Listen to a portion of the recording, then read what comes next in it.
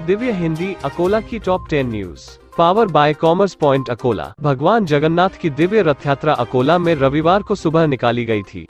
सरकारी बगीचे के पास से निकली रथ यात्रा का जिलाधिकारी कार्यालय, रानी सती धाम मार्ग, गांधी रोड, सिटी कोतवाली, खोलेश्वर होते हुए सरकारी बगीचे के पास समापन हुआ।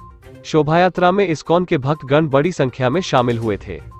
अकोला जिला परिषद के अध्यक्ष, उपाध्यक्ष, सभापतियों के साथ ही पंचायत समिति सभापति, उपसभापतियों का 2.5 वर्ष का कार्यकाल जुलाई माह में खत्म हो रहा है, जिससे इन पदों के लिए इच्छुकों ने अभी से फील्डिंग लगाना शुरू कर दिया है। सिर्फ आरक्षण ड्रॉ का बड़े उत्साह के साथ इंतजार किया जा रहा है। आरक्षण निश्चित होते ही सत्ता के समीकरणों को जोड़ा जाएगा। जिले में स्थानीय स्तरों पर केबल टीवी एवं केबल ऑपरेटर्स द्वारा प्रसारित किए जाने वाले कार्यक्रमों के विषय में दर्शकों की शिकायतें दर्ज करने व शिकायतों को दूर करने हेतु जिला स्तर पर शिकायत निवारण कक्ष की स्थापना करें।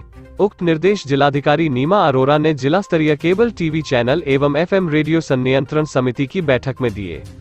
जैसे जैसे चुनाव पूर्व तैयारियां श्रृंखलाबद्ध तरीके से आगे बढ़ रही है, वैसे वैसे चुनाव को लेकर इच्छुक उम्मीदवार अधिक सतर्क हो गए हैं। पहले प्रभाग रचना ने कईयों को निराश किया, अब मतदाता सूची विभाजन ने इच्छुकों का टेंशन बढ़ा दिया है। उनके इच्छित प्रभागों के वोटर ही दूसरे प्रभागों में दर्शाए गए हैं, जिससे भावी नगरसेवकों का टेंशन और बढ़ गया है। The institute of chartered accountants of India Akola शाखा की ओर से संधि लेखापाल दिन ICI भवन में मनाया गया। अकोला शाखाध्यक्ष CA हिरेन जोगी के हाथों सुबह ध्वजारोहण कर कार्यक्रम का प्रारंभ किया गया। साथ ही ICI मार्ग पर पौधारोपण भी किया गया। जिले में एक बार फिर कोरोना अपने तेवर दिखाने लगा है। मई के अंत तक ऐसा लग रहा था जैसे कोरोना खत्म हो गया है, लेकिन जून माह की शुरुआत से ही कोरोना अपने रंग दिखाने लग गया। इसी कड़ी में रविवार को RT-PCR की 160 टेस्टिंग रिपोर्ट्स में 26 मरीजों की रिपोर्ट कोरोना से संक्रमित पाई गई है। अभी एक्टिव मरीजों की संख्या 88 पर पहुंच गई है। 1 जुलाई से प्रतिबंधित प्लास्टिक से बनी सामग्री को लेकर कार्रवाई करने मनपा आयुक्त व प्रशासक कविता द्विवेदी ने शहर स्तर पर प्लास्टिक कचरा व्यवस्थापन के तौर पर स्वतंत्र कक्ष कार्यान्वित किया है और कार्यवाही दलों को सक्रिय किया गया है।